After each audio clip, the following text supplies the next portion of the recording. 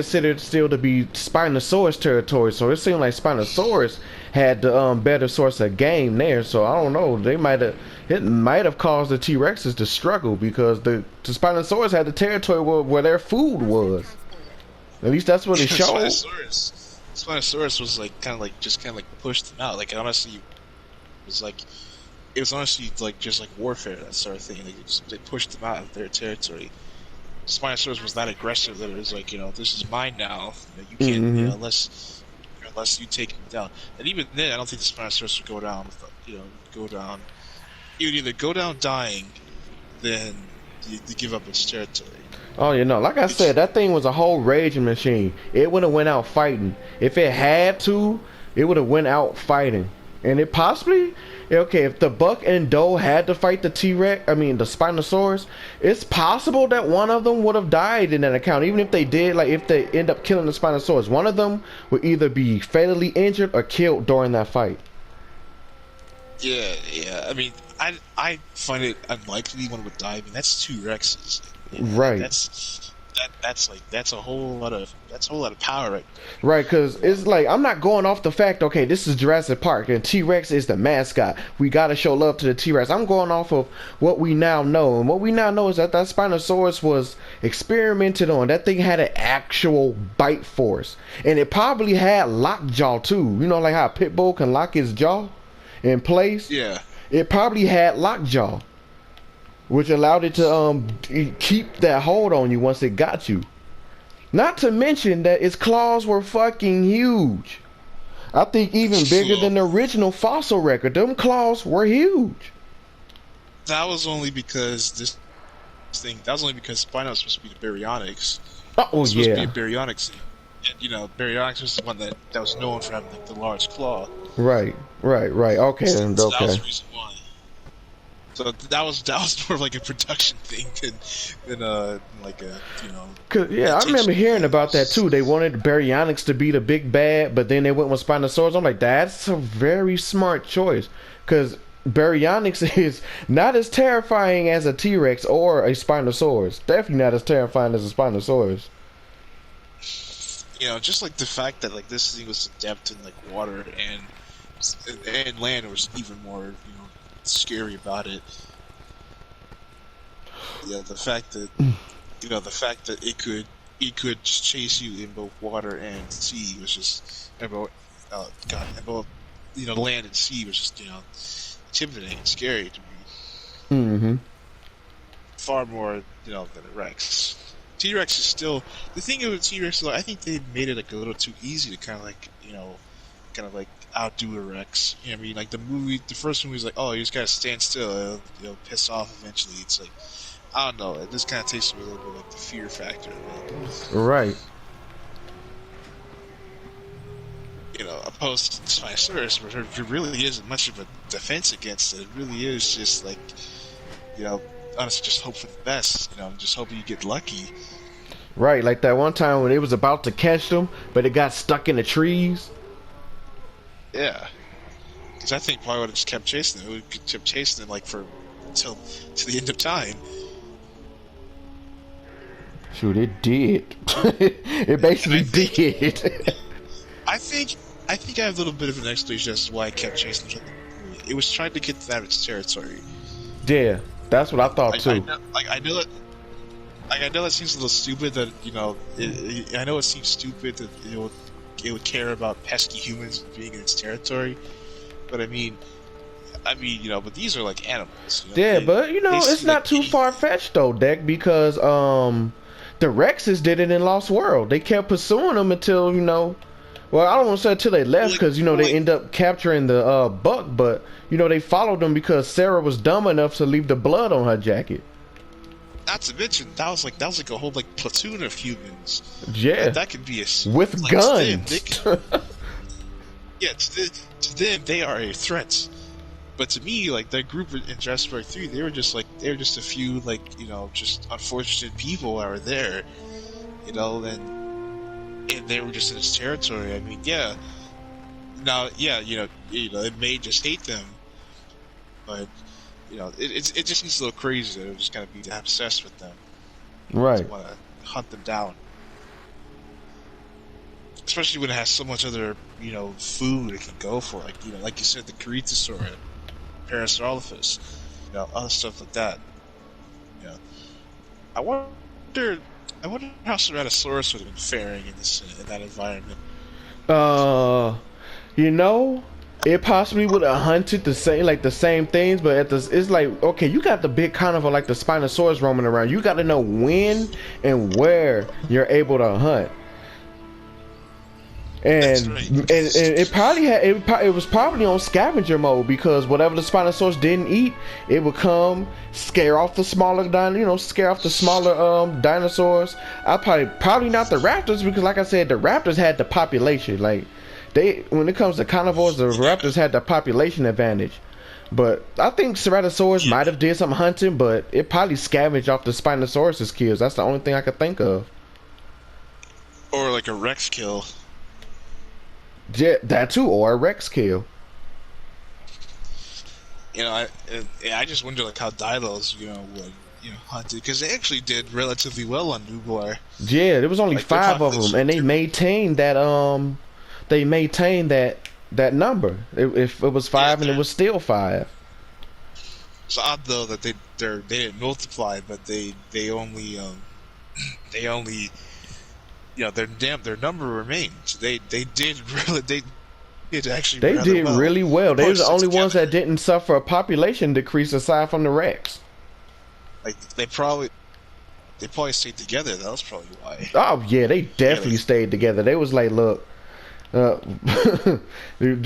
need to stick together on this one. Like, there's a Rex out there. We don't know what else is out there, and I don't think Metriacanthosaurus is actually there, right? No. Because I know Proceratosaurus wasn't, but I don't know. I gotta consult the engine papers. Yeah, because on the little genomes thing, not genomes, the embryos that Neji was stealing, one was labeled Metriacanthosaurus, but I don't know if it was one in the actual park. It was most definitely one on Site B. Again, sort of in preparation to, like, same with Stegosaurus. It was in preparation to have them in Jurassic Park. Because it was confirmed that it was baryonyx on the island. They just didn't run into them, unless the PS1 game was right and they lived in a cave somewhere, fishing the rivers. Yeah, that would make sense. Yeah, same with baryonyx. I wonder like how baryonyx and Metriacanthosaurus would have to fare on Site B alongside them, along with Carnotaurus. That's what I like about Isla Sorna. That island was so big that it could sustain a good amount of different species populations. Like, if you got to think of them in total, there was almost 20 different species on that island at one point. Then maybe 15. Okay, so yeah, there was here on Site B. There was 5 baryonyx. There's 5 baryonyx. There's 2 Carnotaurs. Mm-hmm. And where is it? Dang, was there no Metriacanthosaurus then? I want to say that there was, but I didn't see it. Well, obviously we didn't see it, but it's like they never confirmed or denied if there ever was one. Well, it seems to me that there was no Metria on both either Sorna or Nublar at the time. Wu was, of course, perfecting the genome, but they never actually got around to, making one. Right. Oh, come on, gang. Like, seriously. That bugs the everlasting hell out of me when that happens. Yeah, Operation Clean Sweep. Now, what's the objective of that, to take out the Brachiosaurus too? Yes.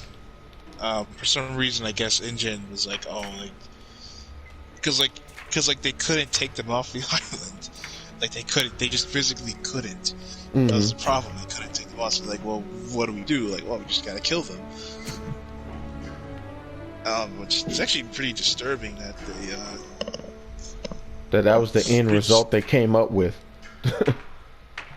Yeah, it was pretty disturbing that that was their like idea of what they were gonna do. You know, like, oh, you know, we're just going to kill the Brachiosaurs off.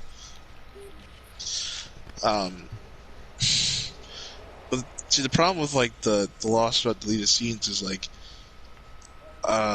because there was a deleted scene, you know, and Ludlow was pretty much said that Nublar was like taken care of. Mm-hmm. That because its scene is not like it's not like in an official cut. Like it, like now, yeah, that scene is edited in a few cuts, but so it's like you really can't take it as canon. That's what you're saying. Yeah, like because I know, like I've seen like the Lost Road I grew up watching was the VHS. Mm-hmm. Same here. The VHS, that's the one I grew up watching. So, you know, when I saw like the sci-fi cut, like the different cuts of the movie, like some included the deleted scenes, like some included the like the Roland in the African bar where the woman was being harassed, like that scene, you know, pretty much like his introduction. Yeah, there was also like there's also one cut that actually cut out the whole subway scene where Ian was like with that guy was like, you know, oh, I know you, you're the guy. Mm-hmm. You know, that whole sequence was cut out. You know, there really was just, you know, it's different cuts. It's really confusing sometimes. I don't think Jurassic Park 3 really has multiple cuts. I think most people just kind of like have like the. I think it was straightforward. The regular cut. Yeah, it was a lot more straightforward with the regular cut of the movie. That's kind of the interesting thing about like you have to like edit, like when it comes to like putting or putting a movie on television, you have to kind of find like places that don't feel weird, like cutting and editing. Mm-hmm. You have to get it just right. But you know, it's just weird, like with canon, because you know, like the same like with Star Wars, like there's certain scenes that are like deleted from like the movies, so like you can't, you know, you can't really count them canon, you know, unless you want to. Like, I think you're aware of like Shaak Ti's like 15 different deaths, right? Shaak Ti's? No, actually, no, I'm not. Because she just like, okay, it's like she died in episode 3 because like Vader just like stabbed her through the chest in episode 3. That was a deleted scene. Mm-hmm. But that was a scene that was actually shot with Hayden Christensen and the actress. You know, to do that, she was also supposedly killed by Grievous at the beginning of the movie. You know, after I guess Grievous captured her while she was trying to protect the Chancellor. So, you know, she died there, and then she died by Vader, and apparently she died by Starkiller many years later. Oh yeah, I remember that. I remember that one. Yeah. So you know, no one could really figure out like when she died. You know, George had like so many different times when she died. No one really knew which one's which. Yeah. And then you said So, they did what? They did what now with Starkiller? They tried to make him not canon. They talk about with him killing Shaak Ti, or like just like him and Overall, Ken in general. yeah, overall in general. Because I when I played The Force Unleashed, I thought, you know, he was a actual in-universe character, but you know, lo and behold, you've never done anything else with him. He was like before Disney, you know, erased the Legends, the EU. Mm-hmm. All that stuff before their acquisition was, you know, erased. You know, like, oh, it's not canon anymore. You know, but at the time, yes, Starkiller was canon. Like he he was a creation of George Lucas. George Lucas came up with that character. Yeah, because this was like this was after episode 3, so like the saga was not complete. Like now people were finally able to make stories that took place between episodes 3 and 4. And I guess one of those stories was about Vader getting a secret apprentice, and pretty much the Force Unleashed happening. Mm-hmm. But yeah, it's just risky business with deleted scenes in terms of what's canon. Some people subscribe to the idea. Well, I mean, of course we can't subscribe to that theory anymore because we know for a fact that Nublar was never neutralized. But right, it's supposed to get carpet bombed like in the novel. Yeah, or supposedly. And, no one really knew at the time. It's interesting because the movie, The Lost Road, kind of just it kind of just glosses over Isla Nublar. They never really talk about what happened. It's just hey, it's New Island now. Isla Nublar. We don't really need to discuss that. Which it's funny now because the roles have reversed. Now Isla Sorna's in Mystery and Shroud, and now everyone knows about Isla Nublar. Mm-hmm.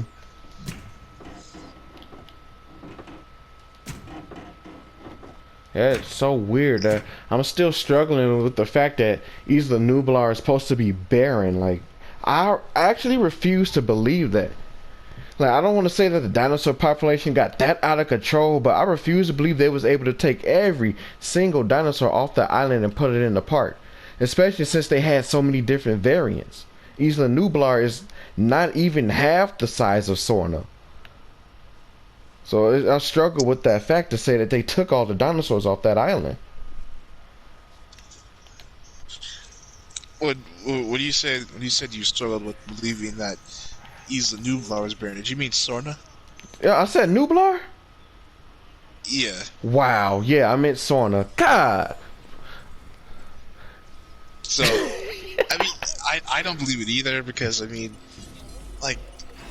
expect me to believe that in between Lost Road and JP3, the population decreased. No. I don't believe that.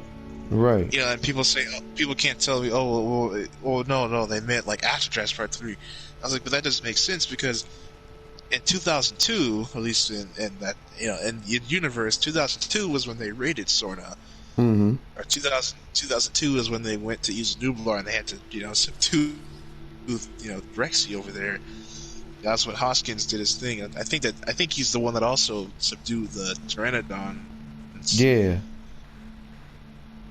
I don't know. I kind of always find it weird, when the two trilogies kind of they start intersecting with each other. I always kind of find it weird because you start dabbling a little bit of Jurassic Park 3 into Jurassic World, saying hey, now Vic Hoskins is somehow involved. But I guess some people just like that.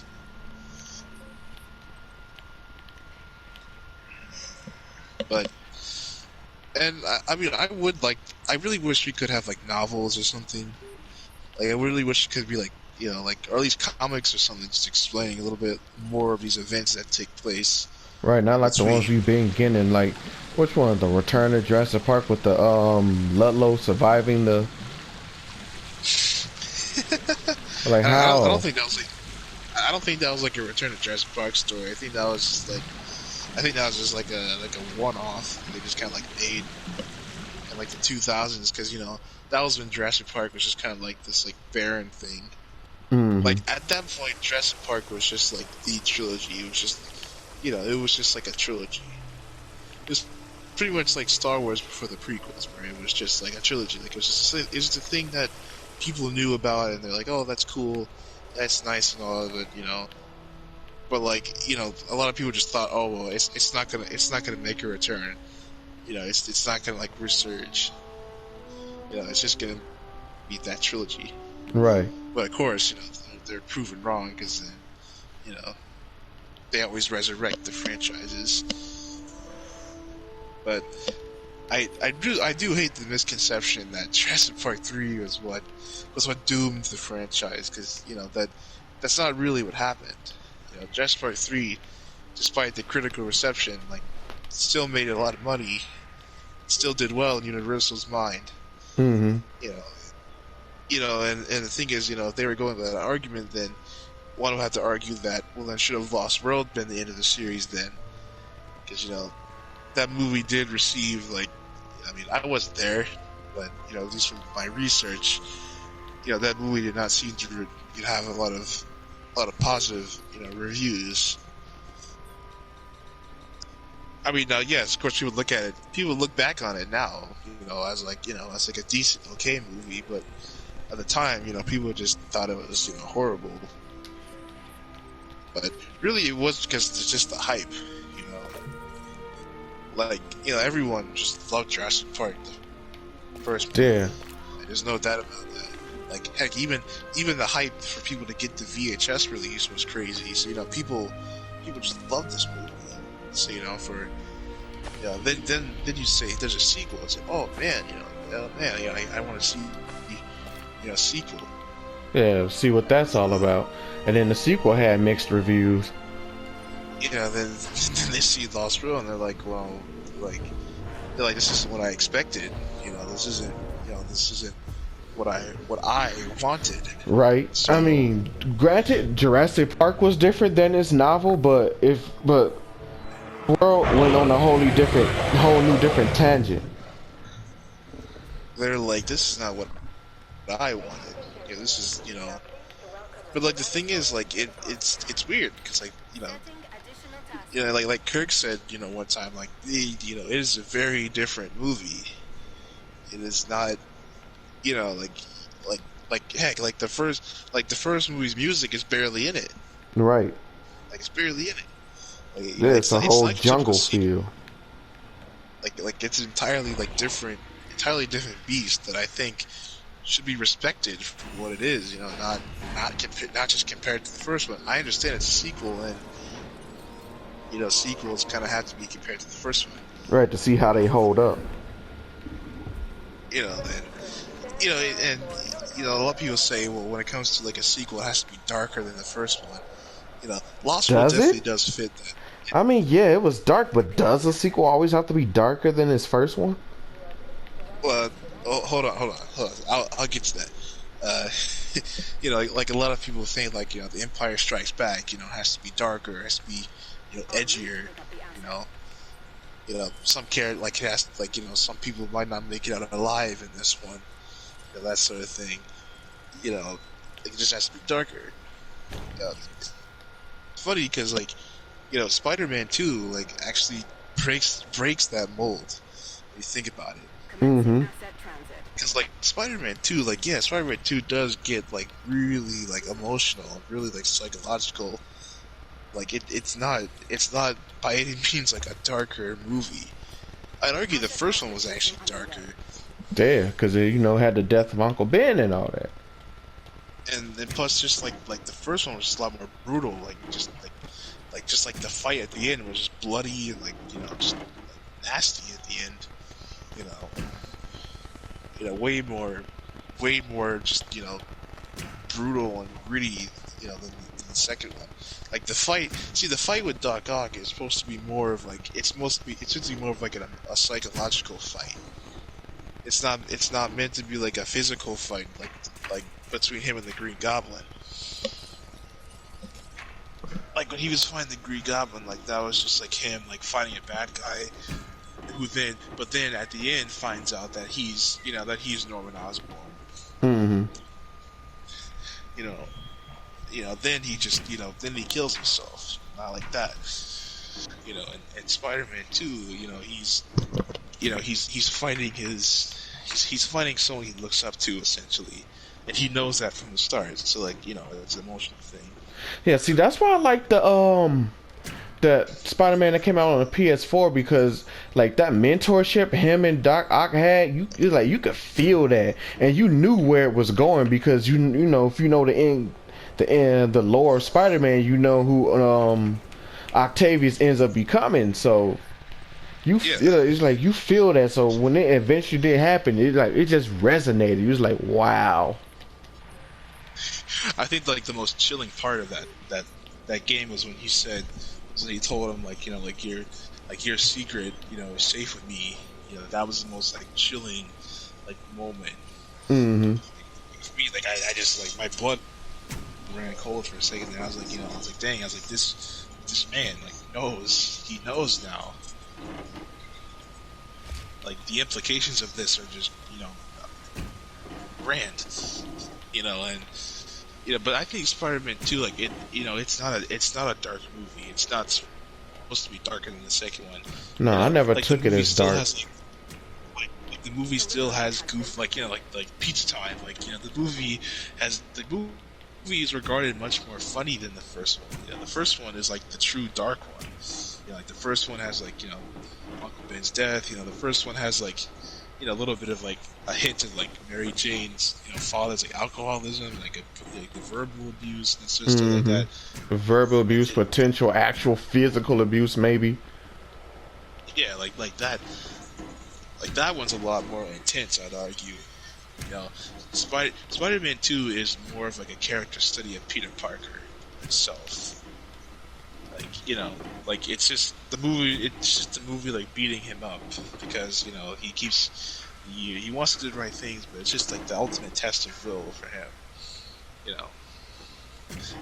the fact that he wants to be honest with Mary Jane, but he can't because of the implications. Yeah, that's like it. Like it's deeper, but it's not darker. Yeah. Lost Road goes the route of being deeper, but also darker. Because like again, Nick Van Owen, I could do a whole video about just Nick Van Owen. I know make it seem like I don't like the character. I actually like Nick Van Owen. He's probably one of the most interesting characters to me. Apart from Roland. Mm-hmm. It's like again, Roland's another one of those like morally gray characters. Yes, he is on the side of the bad guys. He is helping the bad guys. He wants to kill a T-Rex. Right. He only has one objective. Yeah, it's like he wants to kill a T-Rex, but like and just the hunters themselves, like if they were truly evil, like they would have just abandoned like the other group. Right, they would have been killing the population of the dinosaurs. It would have been like if the hunter group, if they were really truly bad guys, like bad guys, it'd have been a lot more disastrous on that island. They all was there with a whole plan. Even Roland, like Roland's whole thing is he just wanted another trophy for his wall to say I was the man that killed the T-Rex. Yeah. Once Jurassic Park San Diego got online, that's all he wanted to say was I was the man to take down this beast. I don't think Roland even really cared about whether or not it worked or not. He just cared about getting his trophy. Yeah. You know what? Yeah, you're right. He probably didn't want to be the one to say that I did it. But when people would see it, then he'd be like, yeah, okay, yeah, I hunted a Rex. I took one down. He was just hunting for the sake of saying that he himself could hunt. He wasn't trying to, I guess, get no fame out of it. Not even for clout, but I think he just did it because he was just bored. He was just, that's the thing I like about Roland is that he is the character. Like he's the guy that's done it all. Like he can't, like it just gets to the point where I've done it all. I can't. What else is there for me to do? So of course he's given the option to hunt down one of history's greatest predators. Of course he's gonna take it. Mm-hmm. He doesn't even care about the paycheck. He straight up tells Lothar, you can keep my fee. I just want to be able to, I just want the chance, the opportunity, just the rare opportunity to be able to do such a thing as this. Right. To see what he's up against, to see what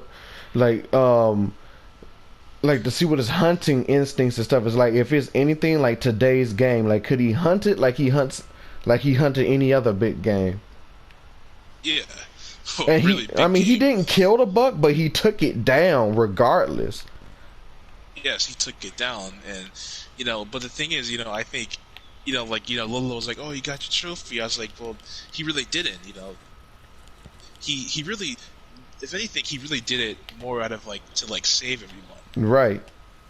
Because you think of when you look at it, if you don't like, and also just the psychological battle between him and Nick is just oh, I love that between him and Nick, because that's just two very different ideals just kind of clashing together, but with Roland, everyone else is running away, screaming, scared, fearful of the Rexes, but Roland, no, he's bolting towards them. He's bolting towards them, ready to defuse the situation. Right, and I like to think because he knows that the situation is going to only escalate if he doesn't attempt to try and do something. It's was he feeling heroic?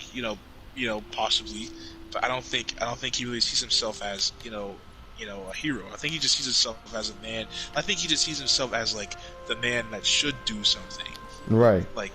He's the man that has the tools, and again, Peter Parker and Spider-Man. That's what the whole power responsibility thing came from. It's you have these crazy powers, as bizarre as spider powers are. You should use them for good. Right. You have these abilities. Why not use them?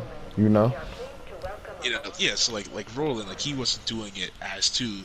I think he even lost sight of the hunt. I think he just looked at it as see, that's what I was just about to say. Like you was just about to say, people are dying, and even though he was there to hunt the buck in that situation, I don't think he even cared that that the buck was there. It was the fact that there's still a T-Rex in the camp.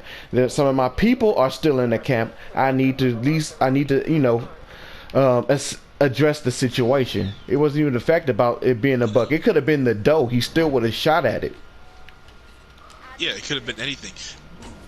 Well, the thing is, I think I don't know which one. I don't know which one he aimed at initially, but that doesn't matter. He's still. He would have used one shell for one, and next shell for the other one. And that would have been it. He would have diffused the situation. That's what he wanted to do, but Nick, again, the clash of ideals there. Nick sabotaged, or Nick compromised his weapon. Right, because he knew that he was going to hunt the Rex. He was just trying to stop him from hunt. Well, I don't know. He probably didn't know he was going to hunt the Rex, but he was just trying to stop him from killing the animals on the island anyway. And it's funny because the movie actually subtly hints at him taking his ammo. Because there's, I don't know if you know this, but there's if you remember the shot when Roland puts his gun down to go talk to Sarah. Yeah, he looks at the gun. Yeah, he looked at it. He was like, is this my chance? To do something. He looked at it, and not to mention, I think he also offhandedly, asked Roland if he could see his gun, just as a joke, of course, Roland was like, oh, I don't think so, just to be funny, or just he was being cheeky. Yeah, just to be friendly without, but then he realized that that he actually truly wanted to do that, and I don't think Nick did it as of to be evil. The thing is I remember in the Nostalgia Critics review of The Lost World. Have you ever seen his review? I remember it. He paints the good guys as the bad guys, the bad guys are good guys. No, because there is no good or bad. Yeah, there is no gray area. They're both there with different objectives. Because none of them, when you think about it, none of them there, hunters or the gatherers, none of them were evil. None of them were bad. They just had different end goals. That's all it was, and they just end up clashing. Ian did not care at all about the dinosaurs. He did not care what happened to them. Right. If they all dropped dead, he would say good. Right. Because that's what's supposed to happen. They're supposed to be here anyway.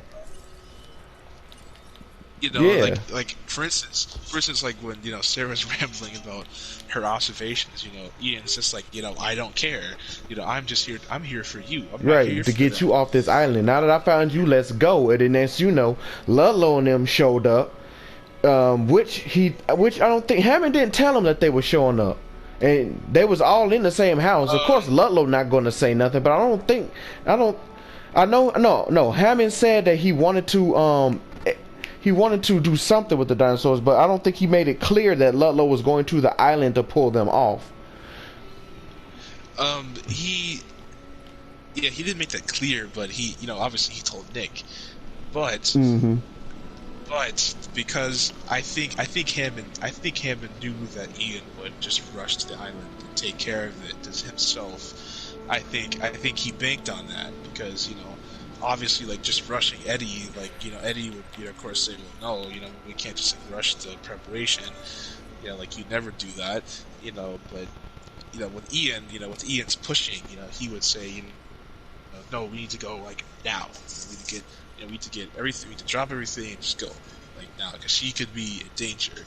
Right. So he banked on that because if you think about it, if they had arrived like too late, like Engine would have been well and done with their operation. They would have left. You would have never known they were there. Mm-hmm. They would have packed up their stuff. They would have had their dinosaurs. They would have packed up. And they'll be, and Ludlow would probably be drunk, making money. Getting drunk with the investors. I don't even think they had plans to take the raptors off the island, honestly. No, I believe they only had plans to take off the herbivores because Ludlow again realized yes, like while carnivores are interesting, they are ticket. Ultimately, they are dangerous, and obviously, the first movie proves this. The raptors are just extremely dangerous, and they just cannot be put into a park setting. Mm-hmm. So maybe Ludlow a little more responsible than him. Really recognizing that yes, while people were disappointed in us as like a T-Rex, you just have to like say like well, like this is just not it's not a good idea to have such a thing, especially in a place like this, and just like Sarah again. Sarah is actually she's really against bringing the kid. Mm-hmm. She's like why Nick? Why would you do this? Nick's like well, he has a broken leg. Right, he'd say that you're not going to survive, get picked off by a predator if you don't do something. And it was Ludlow's fault. I don't know why they took that out. Because the fact that you just stumbled upon a baby Rex with a broken leg and don't know why his leg is broken was kind of odd to me. I thought it got attacked by like something else, but no, it turns out Ludlow in his drunken stupor broke the baby's leg. They could have showed that. And and the thing is, like, and again, yes, like there was a little bit of like more grayness to, to a little bit more of that gray to Brolin because Brolin does steal this animal's kid. He does steal it. Mm-hmm. And yes, he is a hunter. Hunters are, I wouldn't say a poacher. He's not a poacher, but he's a hunter. Someone could say, well, okay, that's pretty messed up. You steal these animals, kid. They would say he's terrible. Right. Well, they poaching. That's what they do. Well, no, I don't want to say they poaching because poachers kill the animals, don't they? Yeah, I think poachers they just kill extinct and or like near extinct species and sell them. Mm-hmm. But the thing is, Engine owns them. Let's not. I know it's a horrible thing to say, but Engine owns them. They're legally copyrighted by the company. Like they are patented. And right. As Ian says in the first movie, you patented it, you packaged it, you slapped it in a plastic lunchbox, and now you are selling. You didn't. These are not naturally occurring animals. Now I can't look at my dog and say, I own you. I don't really. I don't technically own this dog. I just simply take care of it. They claim it as mine. Like if my dog wanted to, she could just run off one day and not come back. Mm-hmm. And I couldn't say she's mine. I could just say I can just take care of her. Because that's just nature. You can't claim it nature. Right, and like, it comes It's just down. It like just comes down to it. So it's like you want to say.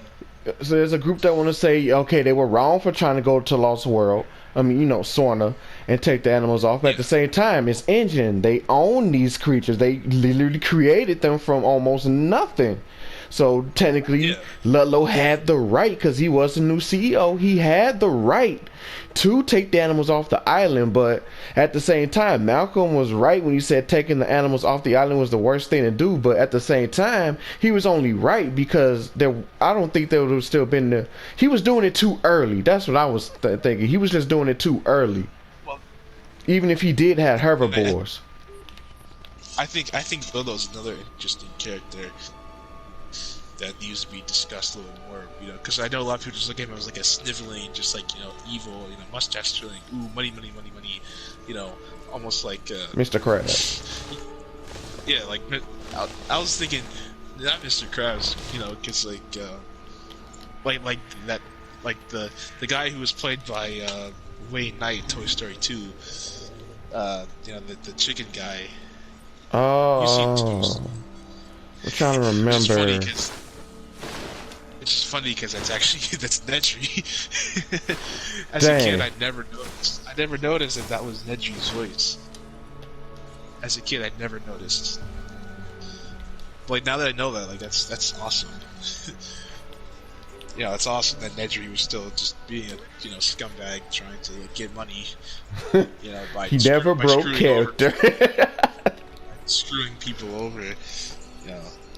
Well, okay. Well, actually, we'll get to Nedry in a minute, though. We're still talking about Lost World, but I think Ludlow just is a little bit interesting.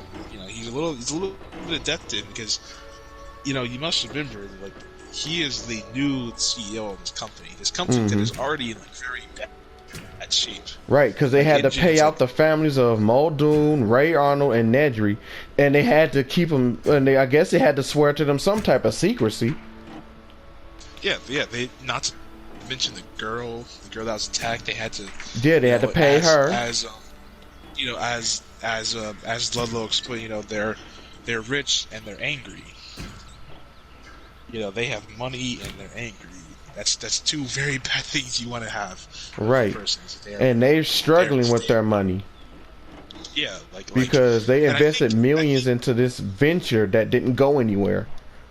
Yeah, it's like Jurassic Park. Like, Engine was literally cringe because of Jurassic Park. It wasn't like if you didn't know, Nintendo actually started as a toy company. If you didn't know that, Nintendo started as a toy company that eventually jumped into, like, the video game market. Like Nintendo didn't just bank on their being video games. Like Nintendo had other things, but they just jumped into the video game venture, and fortunately that venture just took off. That's not the case with Engine. Engine went into this trying to make a new venture, and they failed. Again, just the tragedy of John Hammond. John's just a freaking just a whole bunch of stuff to talk about with John, but like, they just failed. They couldn't make up their money. The investors were disappointed. Everyone's disappointed. But even then, Hammond, and the thing is, this thing I find interesting is that even though, like, everything was going wrong at Newport, Hammond was just so fixated on getting things under control. He was so fixated on getting things on still completing his dream. He did not see that this was just a bad idea. He never, like, was like he just kind of saw it as an inconvenience. Especially, like, in the novel, Hammond was just, like, very, very uptight about how people treated his animals. He said, and I was like, yeah, you own them. You may own them, but they'll freaking as you see with Ludlow, it's actually pretty interesting that he's saying they own you, but yet the thing that owns you is literally owning you. It's literally killing you and eating you. So that's just, I just find it interesting that he says that. That he tells him, we patented it, we packaged it, it's ours. and that's true. The dinosaurs are effectively products. They are not. Yeah. They are not animals. They are products.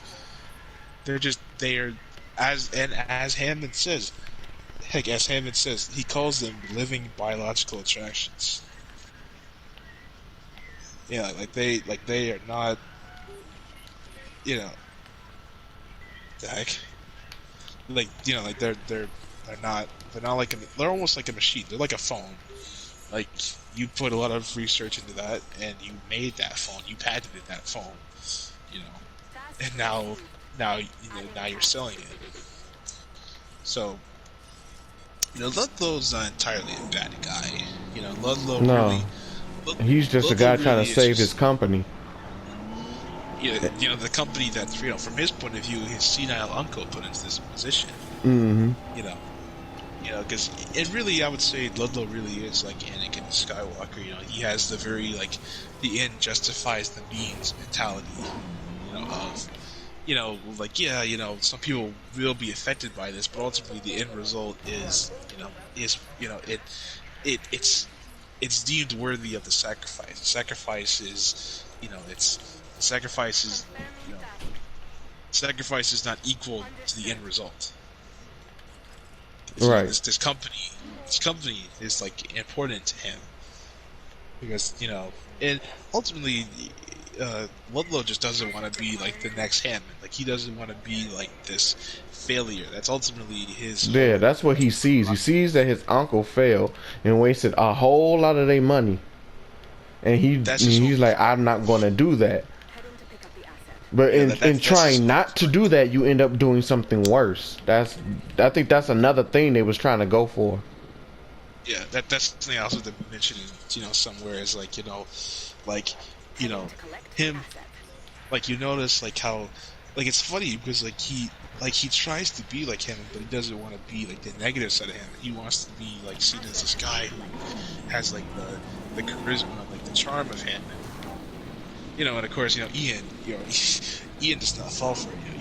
Ian just tells him, like, hey, like, you're not him, and you stop trying to be like him. Right. Stop trying to talk like him, because it's just not working, for you. And I mean, of course, that could just be Ian, like getting back at Ludlow, because he did. Ludlow really was just horrible to Ian. But again, from his point of view, Ian is just this guy that's just making a lot of unnecessary noise. From his point of view, Ian's just like this. It's just this guy who's just trying to like get back at this company, at InGen. But then again, InGen also slandered him. Ruined his reputation. They ruined his reputation. But at the same time, again, Ian is also great because, Ian ruptured the non-disclosure agreement, but he's not necessarily wrong for it because No. I think Because people should be warned of the danger that they're going into. Hammond didn't tell them what they were going. He just kept hinting that he owns an island that's supposed to be like a massive biological preserve. They didn't know what animals to expect. All he said to Alan and Ellie was it was right up their alley. That's vague. What does that mean? What does that really mean? That's vague. They didn't know they was finna see dinosaurs. And then you signed a non-disclosure agreement for it. Like, wait, well, no, that. I mean, okay, it's supposed to be legally binding, but at the same time, there's loopholes in that because when the contract is legally binding, it should tell you what it's legally binding about. If you go into a biological park and you have to sign this non-disclosure agreement or something like that, or whatever they had to sign, it should have legally said why they could not say anything as to what animals were on that island. Yeah. And maybe yes, it would have sounded weird to have dinosaurs on there, but hey, look. And I think Hammond, because Hammond was kind of arrogant. He was a very arrogant kind of guy. Even one could say, well, he was just confident in Patrick's abilities. I was like, well, no, I think he was just arrogant. He was just thinking, well, there's no way this could go wrong. There's no way to play. There's no way. This place is safe. Mm-hmm.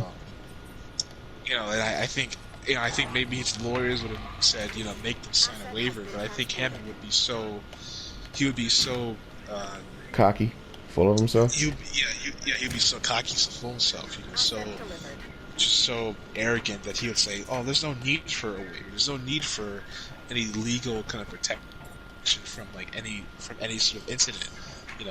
Which is funny considering that one of his own workers died. Right. You couldn't even, you couldn't even keep one of your own workers safe. He was trying to bypass the whole need for any type of legal involvement. Yeah. Just the whole Jurassic Park project was just done very hastily. I think it was just a very hastily done sort of thing. And it sucks because the people who were involved in it, their lives were changed like forever. Mm-hmm. Their lives were changed. Like Alan's life would never be the same. Ian's life would especially never be the same. I mean, who knows? Maybe after the events of the Lost Woods, because I feel like the way it seems is like Alan being in the third movie, that officially closes his chapter in the Jurassic Park story, the Jurassic Park saga. Because to me, from the way I see it, Alan always wanted to see more dinosaurs. Even though they nearly killed him, he was just not safe. He was not satisfied by what he saw on these new. Right, he even said it in Jurassic Park 3. He said that he had forgotten. It was to the point that he was so terrified that he had just forgotten that, even though he called them, what do you call them? Engineered, modified monsters. Even though these, biologically, modified and just, manufactured monsters, there still was the hint of wonder and awe that came with them. Just, of course, as we see later in the film, just, he forgot about the ones that just weren't as dangerous as them. Mm-hmm. But the thing, which is the thing with the T-Rex, and not T-Rex, but the thing with just the carnivores is yes, they are dangerous, but they're just animals. It's not really their fault. Right, they're behaving like they're supposed to. Have you ever seen Madagascar? I've seen Madagascar. Probably one of the most interesting things about the movie was how Alex, the lion, the main character Alex, his whole character arc was the fact that he because of the fact that he was in a zoo, I think Chris Rock's character, Marty, he wanted to see what the wild was all about. Mm-hmm. And they'd never seen the wild, but they realized the wild is actually not this great. It's actually pretty horrible. Right, the lion, just... Alex, right? His name was Alex, I believe. Yeah, he didn't care. Yeah. Lifestyle. Marty wanted to get out there because he felt like it was more to it than just living in the zoo. Yeah, out there, it was it was not grand. It was really the shocking realization that no matter if you're a good or a bad person, you will be screwed over. It really, I think it really was just a metaphor for the real life. Yeah. Just sort of like a really, kind of because they had this idealized vision of what the outside world would be. Mm-hmm.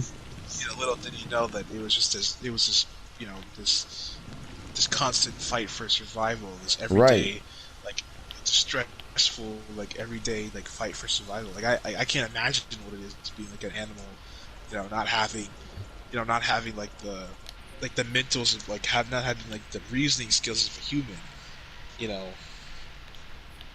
And like you said though, I can't agree with you on that aspect, because it's it's good to have ambitions, but if their ambitions are too great, it'll end up falling back on you and anybody else that you drug into the situation with you. Case in point, Ludlow, they had some great ambitions, but due to the circumstances of Ian's group, I will say they was part of it.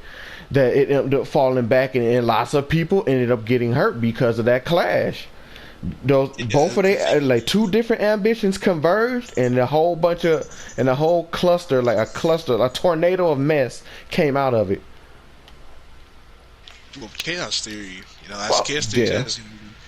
yeah, When chaos occurs, everything like multiplies. It's not just like one small incident. It's a whole thing that goes wrong. Everything goes wrong, and that's what happens. These are sort of. But the thing is like with Ludlow, like he could never say like okay, okay, like I messed up, like, or like we failed in our mission. Like he just had to keep going. He had to keep going. Like because Ludlow could have just said, like, you know what, guys, like let's just like leave the Rex. Let's not, let's not make this a worse, an even more worse situation. Enough people have already died, but no, because he doesn't want to be seen as Hammond 2.0 as a failure. right. He wants to go the next step. He wants to say, well, you know what, let's bring this thing with us. Let's try to make something of this trip. That's the climax. And that's why the